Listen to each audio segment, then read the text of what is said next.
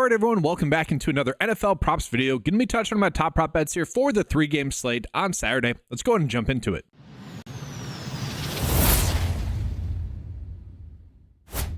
So guys, like Thursday, the weather is part of the storyline in terms of kind of what we're going to be looking at props betting as well. So looking at the forecast, there is the potential for rain in 2 out of the 3 games. Okay, so we see the LA versus New England game has about a 34% chance of rain. Then we look at the Denver versus Cincinnati game. Scroll down a little bit here, about 30% chance of rain there as well. So that could play a big role in kind of the bets that we're going to be on.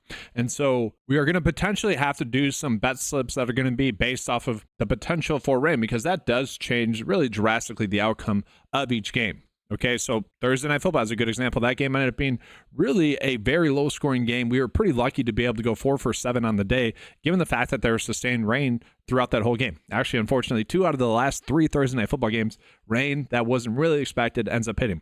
So let's just talk about what happens when it does rain, just in case, so that we can be prepared if that does occur. Okay, so the totals, the unders hit about 56% of the time, which is a little bit crazy. Obviously, that should be about 50-50. Quarterback stats, the completion percentage goes down about 3%, about 45 less passing yards per game, about 0.6 less passing touchdowns, 2 fewer pass attempts, whereas, it makes sense, the running back stats, we tend to see about 15 more rush yards and about 1.4 more rushes as well. So that is important, and we'll talk about that as we're getting into each game. And so let's go ahead and get into a game preview of the first game. We got the Chargers versus the Patriots, okay? So the Chargers are going to be 4.5-point favorites in this game. Kind of a relatively lower scoring game for the slates that we have this week. 42.5 is going to be the game total. Now, guys, the first bet that I actually like in this game would be looking at Justin Herbert to get under 231.5 passing yards. Now, to me, this is very much kind of twofold. One, I already mentioned the weather could play a factor in here. If that does occur, then yes, I do think the under is a little bit more favored to hit. You look at his season average, he's only averaging 216.5 passing yards per game as well.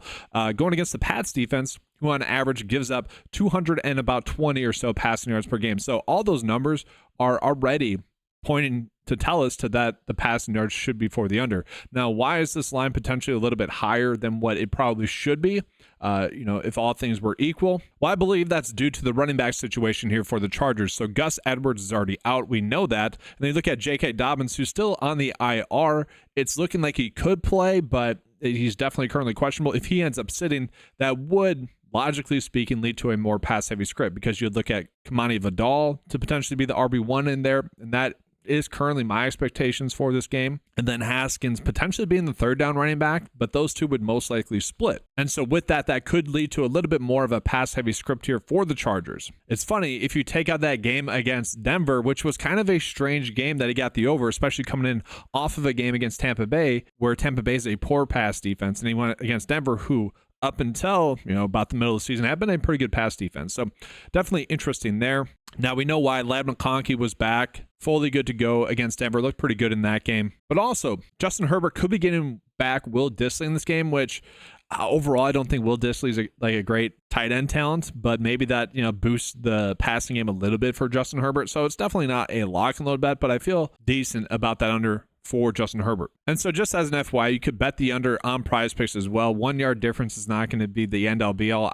Obviously, I'll take the advantage and do the under 231.5 on underdog a little bit more there. So then let's just go ahead and jump on into some other Chargers prop bets that we could potentially be on. Obviously, we are still waiting on the Dissly news and the J.K. Dobbins news. I would argue that if Dobbins is active, he would be someone that I wouldn't mind to bet to score a touchdown, especially in this game where the Chargers are going to be 4.5-point favorites. He's someone that on the season already averages about 0.7 rushing touchdowns per game. And you take Gus Edwards out of that equation, I do think that helps him. And even if he does get a limited workload, it still feels like he would be the goal line back. Haskins really isn't that type of guy. Vidal isn't really that type of guy as well. And so Dobbins would be a logical choice to get some goal line work. At the same time, how much of a workload will he really get in this game coming in off of an injury?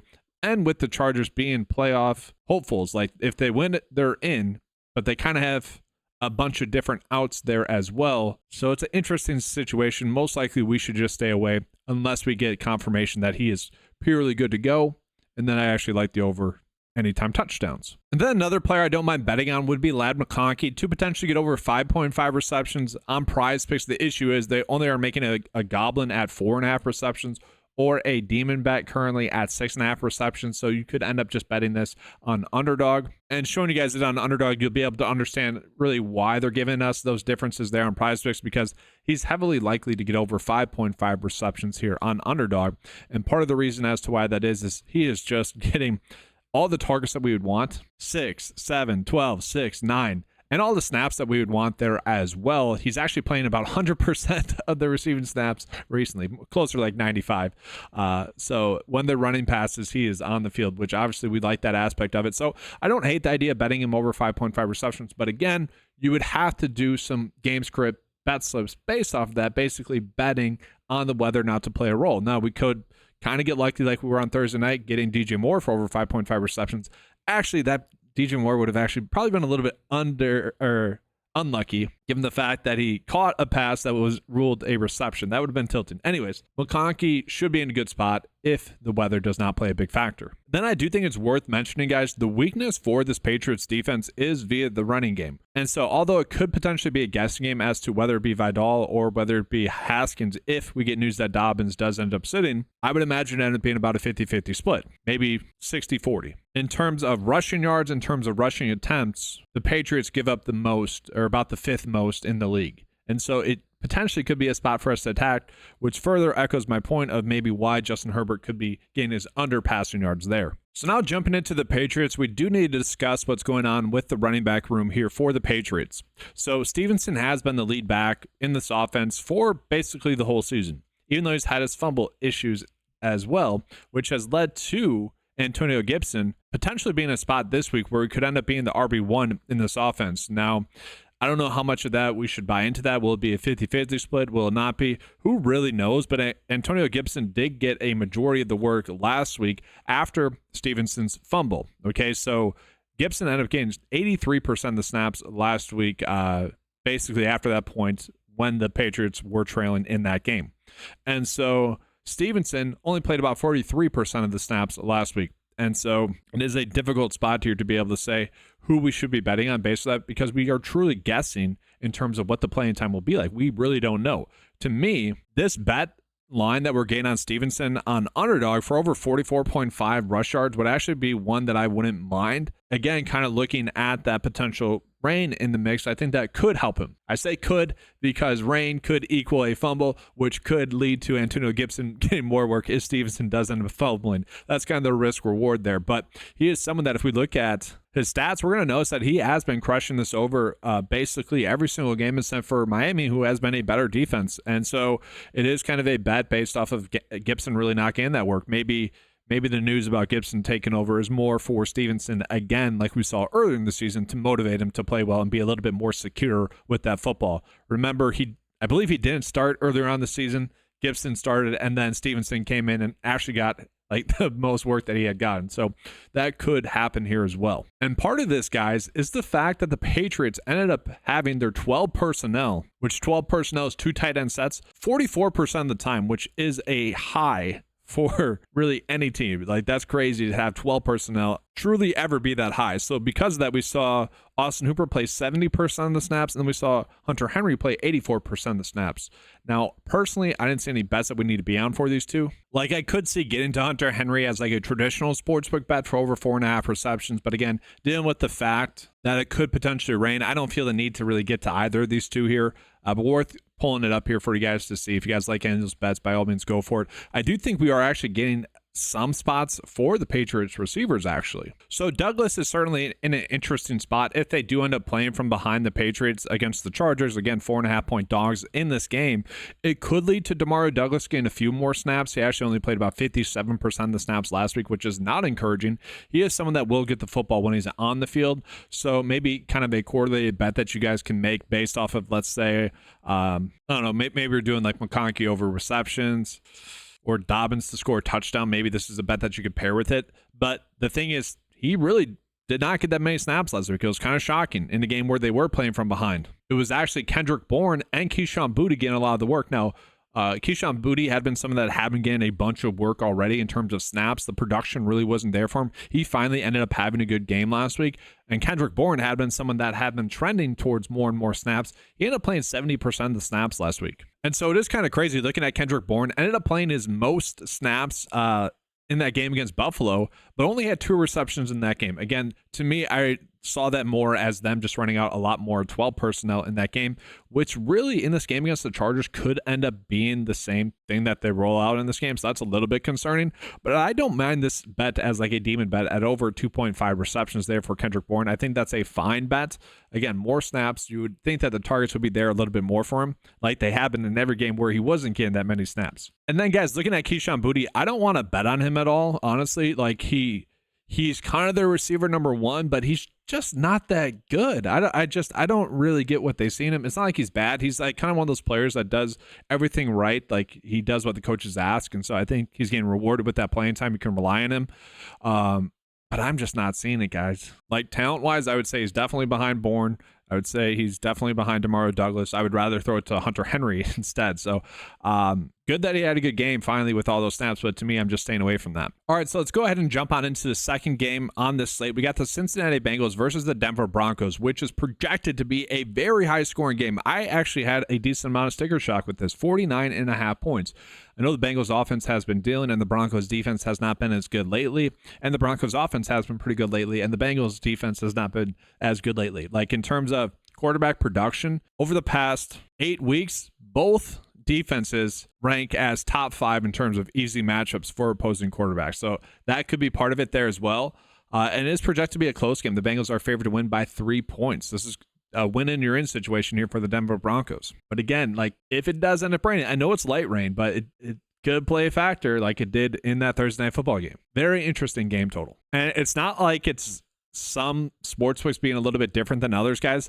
Across the board, it's 49.5. So there's definitely an agreement with all the sportsbooks on that line. So with that, guys, let's go ahead and get to my favorite bet in this game. So this is projected to be a high-scoring game. Again, Vegas thinks this is going to be a 49.5 game total, which just means a lot of points are going to be scored in this game. And so I was really shocked that Bo Nix is actually favored to get under 1.5 passing touchdowns in this game, given a matchup here against the Cincinnati Bengals, who actually over the last 8 weeks have been the second easiest matchup for opposing quarterbacks, giving up an average of 2 passing touchdowns per game during that 8-game stretch. And if we look at his game log here on PrizePicks, we're going to notice that he has been consistently able to get this over here as well, throwing for 2 passing touchdowns in basically every single game. That's a little bit due to them not having a good rushing attack. Like Javonte Williams has been pretty soft lately. Jaleel McLaughlin, not a goal line back. Audric Estime, kind of a goal line back, but he hasn't looked all that good. So that has led to them having to throw the football a little bit more, especially when they get into scoring position.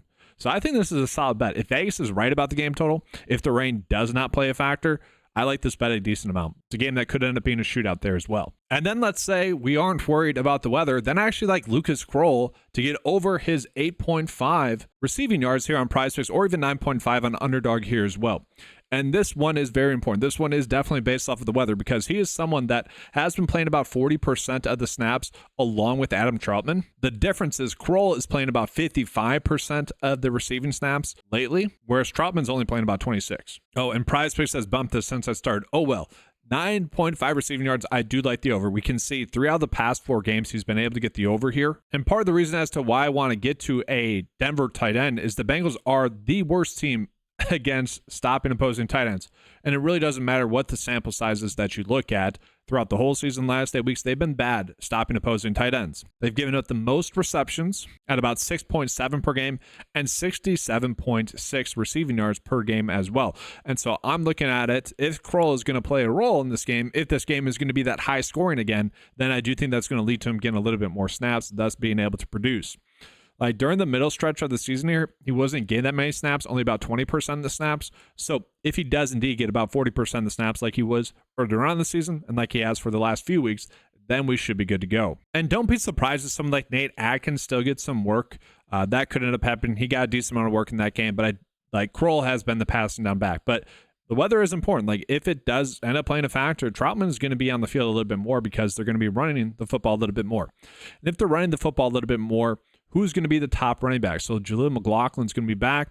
What was surprising last week is that Javonte Williams, with Jaleel McLaughlin out, his role didn't really change. And so that's the tough part about the Broncos in general, is figuring out what Sean Payton is going to do and who he's going to play. It's been an annoying thing. Like, we can trust Courtland Sutton to get a lot of work, and that's basically it. And so personally, I'm staying away from Javonte Williams lines. But even if we pull up like the rushing props for all three of these running backs, it's certainly interesting that their lead back, quote unquote, Javonte Williams, has the lowest rushing yards total. And I kind of think he has looked washed, don't get me wrong, but it is interesting that Audric Estime is at 25.5 now as well. I don't mind the idea of betting on Audric Estime to score a touchdown. Again, I think he's the short yards back. I think he's the most likely to score a touchdown like he did last week. And it does seem like Sean Payton has wanted him to be a thing, but I don't think we should really trust Sean Payton or try to gain an edge by betting on any of these backs. I think it's a spot where we should just be staying away. And then, guys, we're going to go ahead and get into some game scripty type bets. Okay, so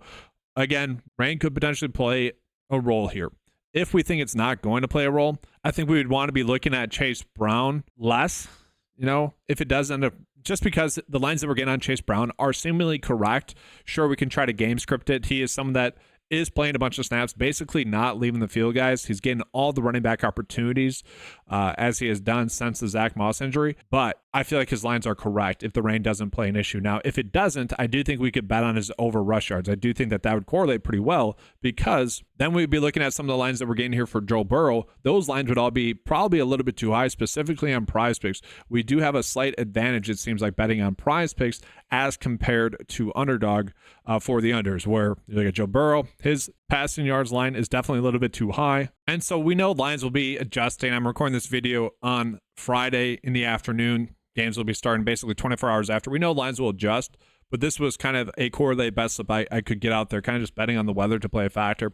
Not going crazy with that bet, but these lines were all a little bit too high compared to Underdog. And so just trying to take advantage of those kind of missed prices that we had. Now, guys, one other player that I want to talk about here is going to be Mike Gesicki. Okay, I don't really know what to do with him, because he really has been exceeding what he should be doing based off of the amount of snaps that he's playing, whether that be when we're looking at route share or just total snaps in general. And that's because Drew Sample has been slowly but surely getting more and more snaps. Drew Sample ended up getting 80% of the snaps last week. Now, sure, Mike Gesicki has been a good pass catcher thus far this year, but I'm looking at the lines that we're getting from Mike Gesicki, and it finally feels like a spot in which we could be thinking about actually betting on some of the unders, where for the most part, I'm like, he's been a little bit more productive than he should be. I don't really want to bet on Gesicki at all.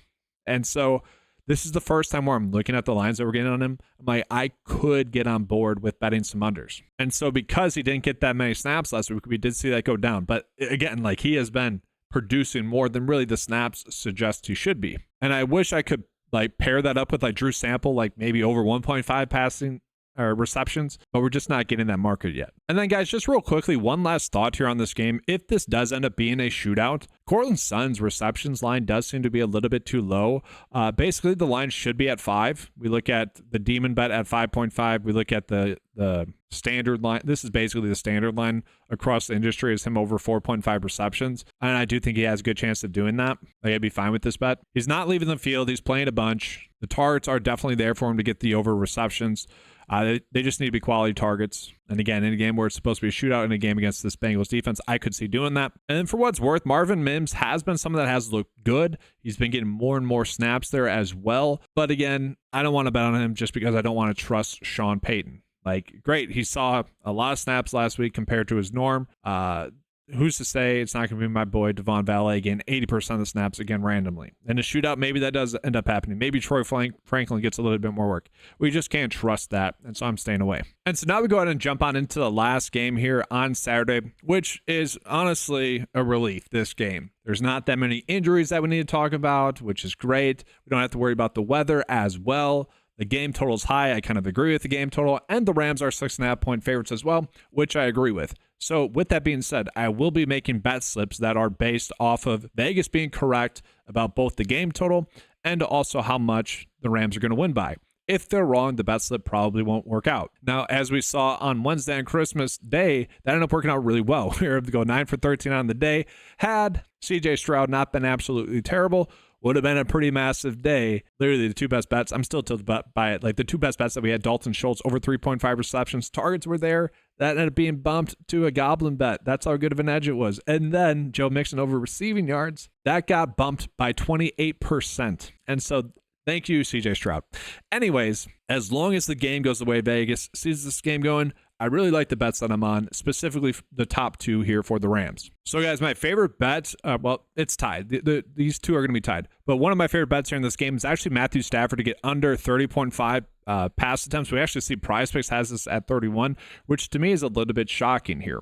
So, first and foremost, he does get a matchup with the Arizona Cardinals, who on average over the past 8 weeks give up about 31 pass attempts per game, which is nice. But that's actually ranks out bottom 10 in terms of pass attempts given up, so not that many. And if we look at his game log, Matthew Stafford over his past 5 games has really not gotten the over. This doesn't really tell us the full picture, though, as to really why I like this bet. And so we'll pull up his game log here on DraftKings for you guys. What I want to point out are the games in which they have won by 6.5 points or more. Look at his pass attempts in those games: 19, 27, 30 even in this game against Buffalo, which was a high-scoring game, against the Saints, 24 in that game. And so again, if Vegas is right about the 6.5 points, he has gotten the under in 7 of the games, and he's only gotten the over twice. And so you guys can see kind of why I like that. But part of that is as well, is I like pairing it up with Kyren Williams then as well. And so we look at this bet here, guys. On Underdog, it's currently available at a slightly reduced payout here for him to get this over, but I do think it correlates pretty well with Matthew Stafford. So first and foremost, I mentioned that Matthew Stafford has gotten his underpass attempts in 7 games, in games in which they have won. So that correlates pretty well to me. In 5 of those games, it correlated well with Kyren Williams getting over 20.5 rush attempts as well. So what I'm saying there, it's not like it was always an exact 1-for-1 swap. Like in every game where Stafford got his under pass attempts, Kyren Williams got his over rush attempts. No, that was 5 times, which is still a lot, right? But looking at it, guys, he still got this over in 7 of their wins as well, and only getting the under twice in those other games as well. So to me, that does correlate pretty well. Now, some people might be worried about Blake Corum getting a little bit more work in this game. That could end up happening, but really, Sean McVay is someone that you might say some things about getting other running backs more work, but when push comes to shove, he's just trying to win a game, and Kyren Williams gives them the best chance at winning a game as well. And so my theme has been trust that Kyren Williams is the starter and is going to get that workhorse workload, even if his snap share goes down from like 85%, which is kind of what it has been lately with Blake Corum getting some work, to even 70-75%. I still think that this would be a good bet. So guys, let's stick with the Rams real quickly. I do want to talk about Tyler Higbee. He was back last week, didn't play that many snaps, but he's someone that maybe could see his snaps double. He played about 28% of the snaps. Not someone that we really want to bet on, but really encouraging. Like how he looked fine. And then kind of looking at the lines that we're getting for Puka, to me, they all feel correct. Like on PrizePicks, they bumped it up from 6.5 receptions to 7. Given the high scoring nature of this game, like it would make sense for him to get to 7 receptions. Cooper Kupp has seen his role kind of diminish a little bit recently. Not exactly a bet I need to go crazy with, but maybe there's someone that thinks Kyren Williams could struggle. Then that would probably lead to Cooper Kupp actually having a pretty good game, kind of being used as a supplement to the run game. If it's not working well, you can just get the ball in short yard situations to him, and also Puka Nacua there as well. But not really much other bets there that I like for the Rams. Let's jump into the other side of this game. We got the Arizona Cardinals. All right, so there is a little bit of injury news that we have in this game. James Conner currently questionable. If he were to end up sitting, then we have to figure out whether or not Trey Benson were to end up sitting as well. Okay, so that's kind of the tough part here. If they both were to end up sitting, I could actually see myself getting to Michael Carter a decent amount. Michael Carter is someone that, with Trey Benson out last week and then James Conner leaving the game late, we saw Michael Carter get 71% of the snaps after that James Conner injury. He is someone that got used a lot in the passing game there as well. And again, given the high scoring nature of this game, given the fact that the Rams are 4.5-point favorites as well, I could see potentially being on Michael Carter as a pass catcher. Like in terms of like, if we get his receptions line, if those two players are out, at like 2.5, I could see betting that over, because again, the game script would warrant that, and he's never been a terrible back. I wouldn't hate this. It's worth calling out that Mari DiMercato is still out as well. DJ Dallas would then be the second string running back if Connor, Benson, and obviously DiMercato is still out. And so I think this could be a great spot for us. We just don't have that confirmation yet. And then, guys, I will say, if we get news that James Conner does end up sitting, I could see us getting to Trey McBride for his over receptions. Now, the line, again, should be set at 6. Based off of like PrizePicks, how they do stuff. They have them set at a Goblin at 5.5, or you could go up to a Demon at 7.5, which is definitely a little bit too high. I wouldn't do that. I would just go over to Underdog and bet him to get over 6.5 receptions. But he had his worst game of the year last year, Trey McBride. And I read into that more as a game in which James Conner was just going off. The run game was really working, so they didn't need to get him going. It did seem like there has been a little bit of an overemphasis in trying to get Marvin Harrison the football, whereas the offense just needs to come naturally. We know the Kyler Murray COD narrative. I don't know, is that true? We'll see. But again, in a game that could be a shootout, in a game where James Conner could potentially sit, this could be an advantage that you guys could get by betting on this early before that news breaks. And then real quickly, let's just jump back and just look at the best bets that we have on the board right now for NFL. We are going to see the Rams kicker for under his kicking points is a good expected value bet there. That's the best bet that we have on the board. That's the only bet currently that has an over 54% likely to hit for NFL, which obviously we want to use that bet. And then we'll show you guys Underdog as well. We're getting some okay bets, I guess, if you will. I don't really need to attack any of these. The only one I would kind of like is the assist prop here. 53.4% likely to hit there, specifically for the games on Saturday. Not a bad bet there on Underdog. So we're going to go ahead and get into the bets of the day. But first, just a reminder of the promo code that's going on up until the new year. Use the promo code KEEPCASH to get 20% off your first 9 to 5 month membership. That's for new or returning members. Again, for the first month only. Turn that $10 membership into $8 for the first month.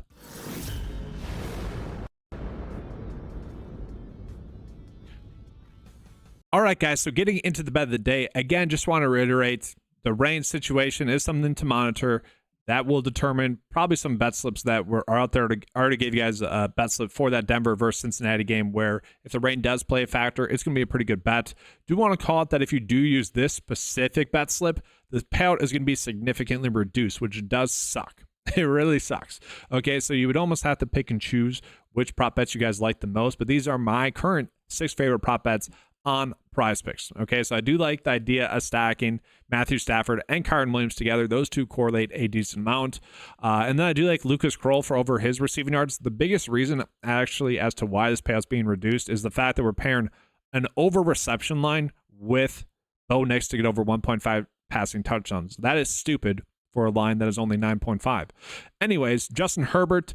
Again, my biggest concern with the under passing yards there is the fact that J.K. Dobbins could be inactive in this game, which could just lead to a very pass-heavy script there for the Chargers.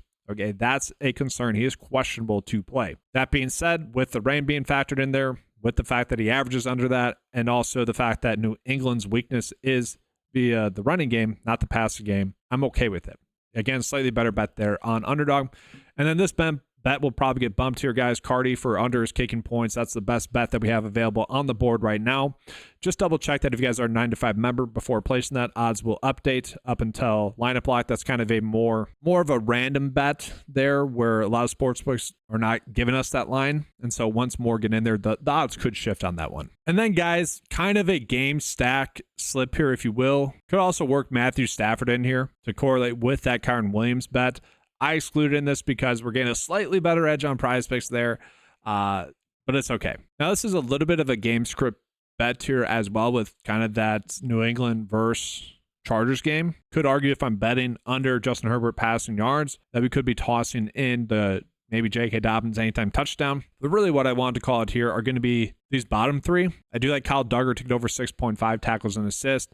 We saw that this one was one of the better bets that we had on Underdog. And I do like Kendrick Bourne to get over 22.5 receiving yards.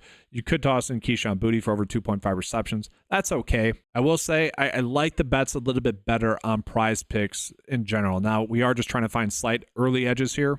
And again, we're really not getting that. These are better, more traditional sportsbook bets unless you guys are trying to do some game stacks there. So, I don't think we're getting as big of edges as we did for the Christmas Day slate here, guys. I don't like the Patrick Mahomes over 1.5 passing touchdowns. That one felt pretty good. If it weren't for the rain, I'd feel pretty good about that with Bo Nix, but that is a factor. So, obviously, there's a little bit of uncertainty with that weather, which is annoying, but touched on that enough. Thank you guys for watching. Good luck with all your bets. Give a like, give a subscribe to the channel.